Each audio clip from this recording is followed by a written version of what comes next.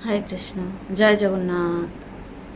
जय बलदेव। जय सुभद्रा मैया की जय। शिल प्रभुपाद की जय। हरे कृष्ण। তো আজকে একটা জগন্নাথের আমরা লীলা শ্রবণ করব। তো জগন্নাথ দেব কীভাবে আমাদের অহংকার চূর্ণ বিচ্ছিন্ন করেন।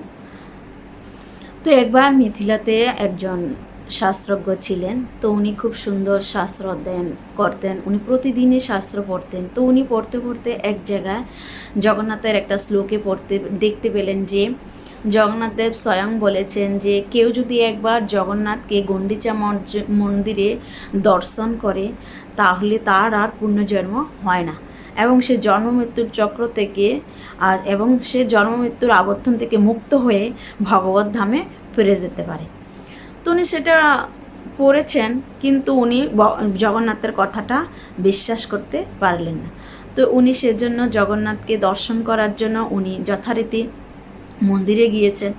তো উনি যখন মন্দিরে গিয়েছেন জগন্নাথকে দর্শন করার জন্য, তো তখন দেখতে পেল যে জগন্নাথের দরজা কিছুতেই খুলতে পারছেন না। তো জগন্নাথের প্রধান পুরোহিত অর্থাৎ প্রধান পূজারী জগন্নাথের দরজা খোলার জন্য অনেকভাবে চেষ্টা করেছেন, পারছেন না। এবং সমস্ত পূজারীগণ এসে গেছেন জগন্নাথের দরজা খোলার জন্য, কিন্তু তবুও জগন্নাথের দরজা খোলা যাচ্ছে না। কি তো বললো যে কি ব্যাপার, কি হয়ে গেল, আমাদের কিছু অপরাধ হয়ে গেল নাকি, জগন্নাথের কেন আমরা দরজা খুলতে পারছি না। তো সেদিন তারা সেদিন আর জগন্নাথকে কোনো কিছু ভোগ অর্পণ করতে পারেননি এবং ভগবানের সেবা পূজাও করতে পারেননি। তো যেহেতু ভগবানের সেবা পূজা হয়নি, সেজন্য ভগবানের ভক্তরা ভগবানকে কোনো কিছু না দিয়ে ওনারা প্রসাদ আস্বাদন করেন না।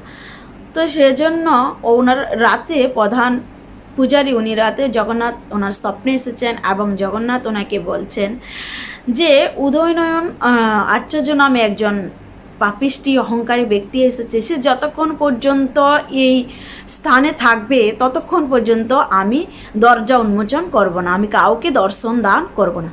তো যথারীতি সময় সমস্ত পূজারীগণ পরদিন সকালে ঘুম থেকে উঠে সেই ব্যক্তিকে খুঁজতে লাগলেন যে উদয়নয়ন আচার্য সে কোথায় আছে, কেমন আছে, তাকে আমরা একবার দেখব। তো তারা বেশ খোঁজাখুঁজি করার পর তারা খুঁজে পেলেন এবং প্রধান পূজারী বলছেন যে আচ্ছা, জগন্নাথ যে সত্যি কথা বলেছেন আপনি কি সে কথা বিশ্বাস করেন না, যে জগন্নাথকে যদি সত্যি সত্যি কেউ যদি একবার দর্শন করে গন্ডিচা মন্দিরে তাহলে তার আর পুনর্জন্ম হয় না এবং সে ভগবত ধামে ফিরে যেতে পারে। তো তখন সে খুবই লজ্জিত হলেন এবং সে পুনরায় জগন্নাথ দর্শন করার জন্য গিয়েছেন এবং জগন্নাথকে দর্শন যাওয়ার পর উনি মন্দিরের সামনে খুব ক্রন্দন করছেন এবং জগন্নাথের কাছে কৃপা আশীর্বাদ প্রার্থনা করছেন এবং উনি জগন্নাথের মন্দিরের সামনে উনি গড়াগড়ি দিচ্ছেন। সেরকমভাবে একজন গড়িয়ে মানুষ, ছোট বাচ্চারা যেরকমভাবে গড়াগড়ি করে কান্না করে, ঠিক সেমভাবে উনি এরকমভাবে কান্না করছেন। তখন জগন্নাথ ওনার দরজা উন্মোচন করলেন উনি এবং সমস্ত ভক্তদেরকে দর্শন দান করলেন।